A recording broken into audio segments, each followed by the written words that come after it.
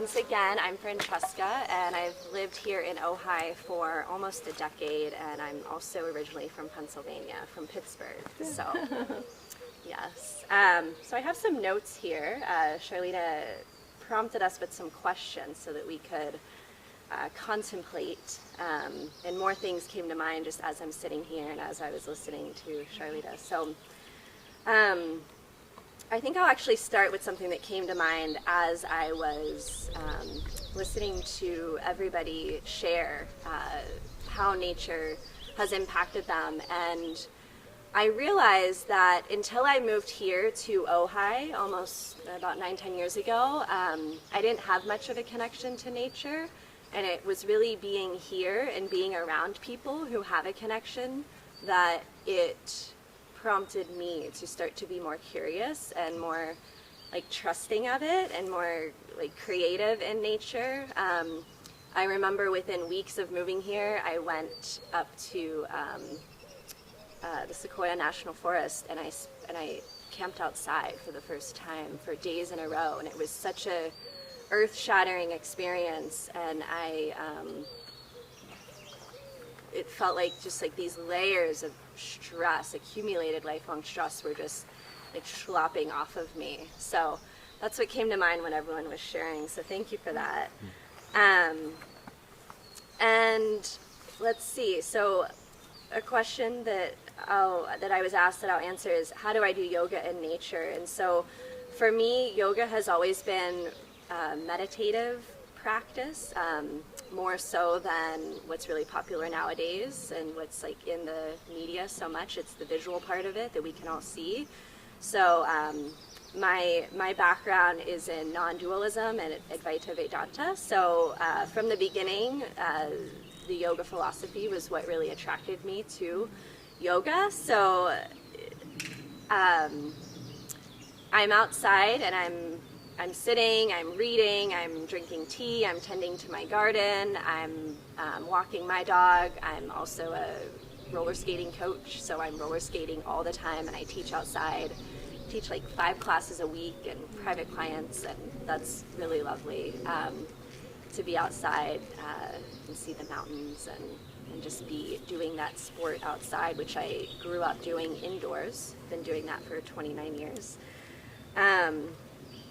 And this is going to be part of the practice that I offer.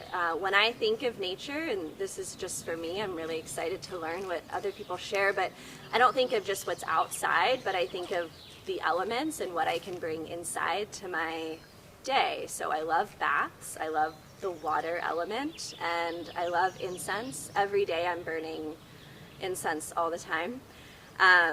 And candles when it's not too hot out. So those are just a couple of things. Let's see.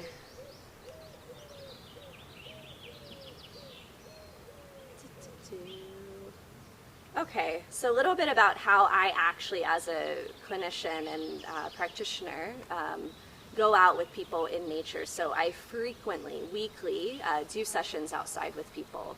And it could be just on their back deck, you know, in an area that does feel really comfortable to them. It could be, I met during COVID times, during quarantine, outside with somebody, and it became the highlight of my week, meeting in Saraswati Park under a big oak tree, and it was lovely, not too hot. So I do that. And then another thing that I did in the spring was I was a teaching assistant, so I'm in graduate school at Loyola Marymount University studying yoga studies, and I'm almost done. Woo! Congratulations. Almost done. The pandemic made things go a little bit longer, so I have one more class, and then I write my thesis. But anyway, I was a teaching assistant, and I taught Intro to Yoga to some undergrads, and these lovely, and just, I was really feeling for them. You know, all of a sudden, their whole experience of being in college was online. And so I would encourage them to take their computer outside, and you know, I'm talking, they're listening, the microphone's happening. They don't need to necessarily look at the computer to be in class. This was an experiential class. So I would be outside, they would be outside, and so we did our undergrad class outside. Cool. So that was nice. And let's see, I really want to make sure I have enough time for my practice. So,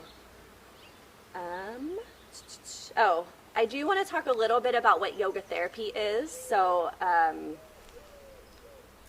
I'll read here just so I can get it really thorough. So it's the process of empowering individuals to progress toward improved health and well-being through the application and the teachings of yoga, so in a very systematic way. And this can include pranayama, breathing practices. It can include self-reflection, journaling, reading scriptures, reading texts, which I brought one with me. It can include mantra recitation, which we are going to do a little bit of today. Spiritual connection, which I hope someone will get into that a little bit more in terms of nature.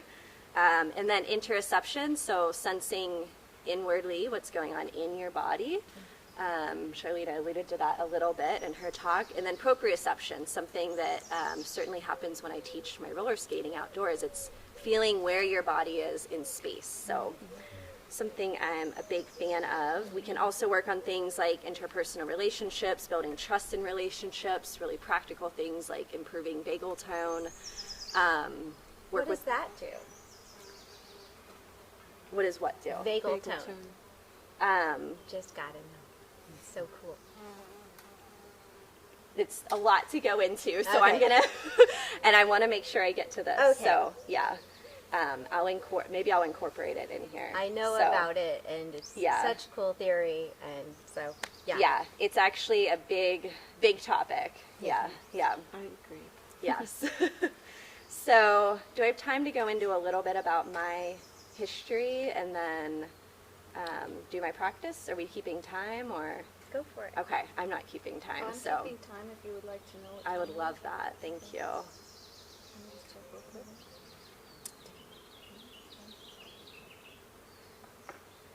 It's been 7 minutes. Okay, perfect. That's Plenty. good. I have plenty of time. Thank you so much. Okay, so a lot of the way I teach and offer my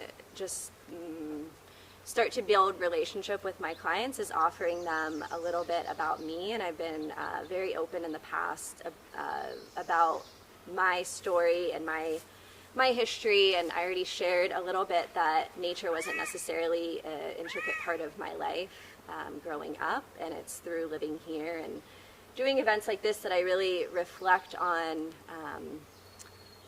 my relationship with nature. So something that is, I think, a really important part of my story and something that I like to share is just my path to how and why I came to be a yoga therapist. It's not something that is super common. So, you know, I have a history with depression and anxiety and trauma, and I think probably we all do to some degree with all those things. I was sharing with Quentin earlier that I'm 6 years sober, and I very much identify as that, and really celebrate myself and have a lot of compassion now for my story. And I just think that that is important to share because it's not just yoga that I'm sharing and that's you know, shaped me and influenced me and led me, you know, to go and live in India off and on for a couple years ago, and I can't wait to get back when it's safe to do so. But you know, it's not just these elements, but it's me as a person, and so I really try to bring that in when I work with people, and I really honor honesty and self-inquiry. So wanted to share a little bit of that. So I'm not from India, maybe it's probably pretty obvious, but from Pennsylvania. Yeah, on that note, like I mentioned, I've lived in India off and on for a while, learning Hindi, Main Hindi Sikh Rahi Hu. That just means I'm learning to speak Hindi. I took 3 graduate Sanskrit courses at LMU, and this book is actually, that leads me to this next part, the practice part. This is the Garanda Samhita, so this is a translation. There's actually the original Sanskrit in here, and probably this won't be visible, but the practice that I wanted to do It has to do with the elements. And I have a couple things here. I'm going to skip ahead. So the founder of the graduate program that I'm in, Dr. Chris Chappell, these are words from him. Tantric ceremonies generally begin with a brief or extended meditation known as Bhuta Shuddhi, through which one purifies the body by recognition of the presence of each element and its connection with the senses. The interior life as experienced by the practice of yoga meditation, can be enriched by periods of reflection on how the human body connects with the world of the elements through the senses and the mind. By focusing on these elements of nature, which we will do, one can redirect one's thoughts, intentions, and actions through a yogic process called Pratipaksha Bhavana, and that's from the Patanjali's Yoga Sutras 233, Vitarka Bhade Pratipaksha Bhavana, and be restored to a place of equilibrium, elevated into a happier state of being. So that's nice. I like it. So we are going to go through together. I hope everyone will join me, even if it's not outwardly, inwardly, in what's called bija mantras, seed sounds. So lam, vam, ram, yam, and hum, and I will explain more in a moment. So, all right, put that in there. All right, so as I mentioned, this is the Garanda Samhita. It's translated by James Mallinson. He is a practitioner and a scholar, very well known in my little yoga scholarly world. And I wanted to share, this is from the 1700 CE, probably from Northeast India. So just a little bit of context there, just a little bit. Okay, so we'll shift gears here for a moment, and this part should take not very long, maybe 4 minutes. So take a moment to shift gears myself. So if you'll join me in doing that, you're welcome to stay seated. You're welcome to sit on the ground if you like. I'm a big fan of that.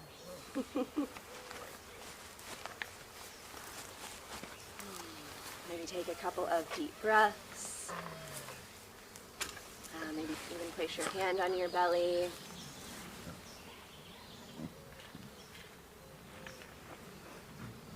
And I'm going to sit down too. Would you like a pillow? Yes. I would. So take your time if you're joining us at home to just get settled, knowing we won't be here too long.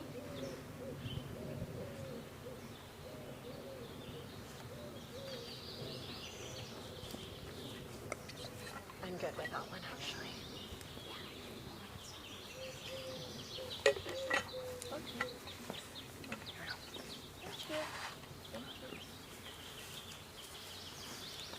So as you're ready, closing your eyes, again, maybe place your hand on your abdomen. Notice if your shoulders have moved up toward your ears throughout the day. Let them drop down away from your ears. Shoulder blades move down your back. Extend your spine.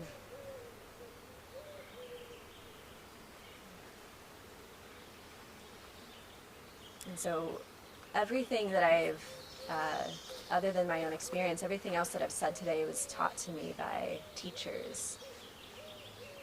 And I see nature as one of those teachers. And I'd like to offer a student-teacher prayer.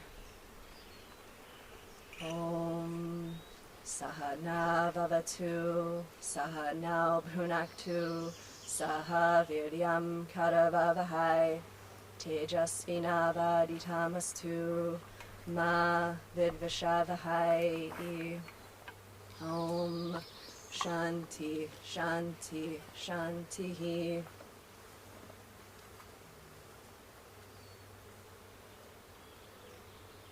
So this part of my practice is actually very private and not something that I often do or share for many reasons, but I decided to do it today. And then this practice that we'll do now is something that I don't teach in a group setting. It is something that I do therapeutically. So, and again, something I do in a more private way. So, the 5 dharanas, by practicing the dharanas, everything on earth is possible. So this is a transliteration of the Sanskrit. So the yogi can come and go from the heavenly realms in his or her mortal body. He or she can move as fast as the mind has the power of traveling through space, Akash. There is no other way of achieving this. Okay, so now we'll begin. So the earth element shines like a piece of yellow or gold, I've heard it, orpiment, and contains the syllable la. I've also heard it as lam, which we'll do today. Oh, that light really shone into my eyes. It is accompanied by Brahma. It's square, and it's situated at the heart. So place one of your hands over your heart. And then now we'll fix the breath and the mind here for 2 hours. Just kidding. This is the earthly dharana, and it always brings about steadiness and conquers the earth. So conquers is a really strong word there, right? So I propose that for each of these, there's 5 of them, we say the mantra, the bija mantra, 10 times. And so I'll begin, and you can join in as you wish at your own pace and pitch and volume. And for this, remember, it's yellow or gold, square, and you fix your focus here. So it's lam. Lam, lam, lam, lam, lam, lam, lam, lam, lam, lam.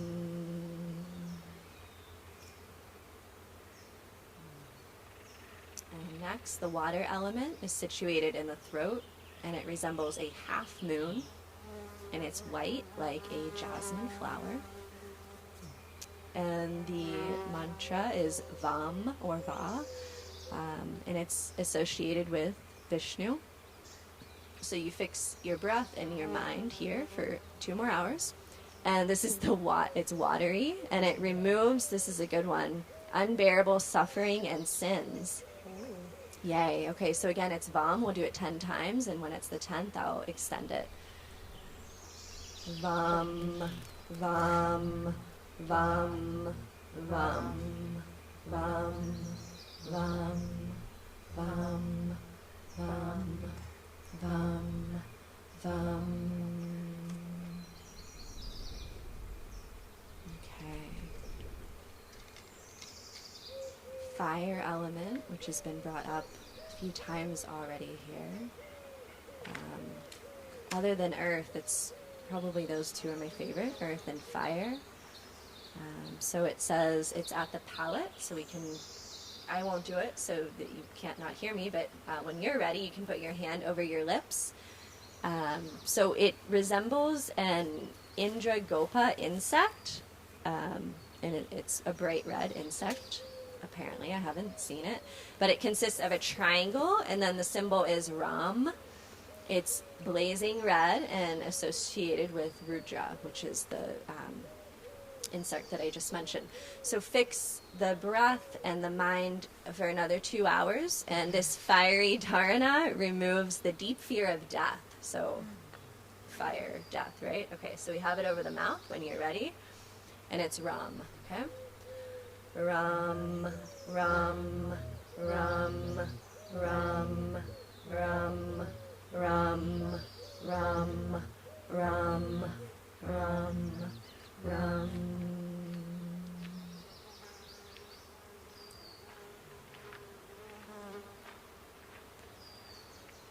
The air element is between the eyebrows and looks like, I don't know what this is, but a mass of lamp black. Okay. Black matter. What is it? Black matter. Oh, that makes sense. Okay. So many times I read these scriptures and yes, I don't know. But I try to find out. It's a circle, and it's associated with the symbol Yam, Y-A-M, and the deity is Ishvara, fix the breath and the mind for another 2 hours. This airy dharana, oh, here we go, brings about the ability to move through space. All right. So, yum, yum, yum, yum, yum, yum, yum, yum, yum, yum. Wonderful. See, I learned something. And the very last one, in this version, I had a hard time actually finding the mantra for this one, but I found it in this text, so yay. It's the space element. So it's Brahman, and it looks like the clearest water, a little bit difficult to see, sort of like the air in space. So it's associated with the primordial Sadashiva, and it's the syllable hum, H-A-M, which is another mantra I really like, the Soham or Hamsa mantra. So fix the breath and the mind here again for another 2 hours. This is like a 10-hour deal. This sky dharana is said to be able to break down the doorway to liberation, and it's a perfect way to end. And I'll be finished after this final one, because that is sort of what I see my connection with yoga and my connection with, I'm starting to see the connections to nature and kind of the cyclical effect of it all as doorways to liberation and connection to that. So, okay, so we have hum, and it doesn't say, but we're going to do it right here at the top of the head. All right. You can even have it hovering if you want. So ready? Hum, hum, hum, hum, hum, hum, hum, hum, hum, hum.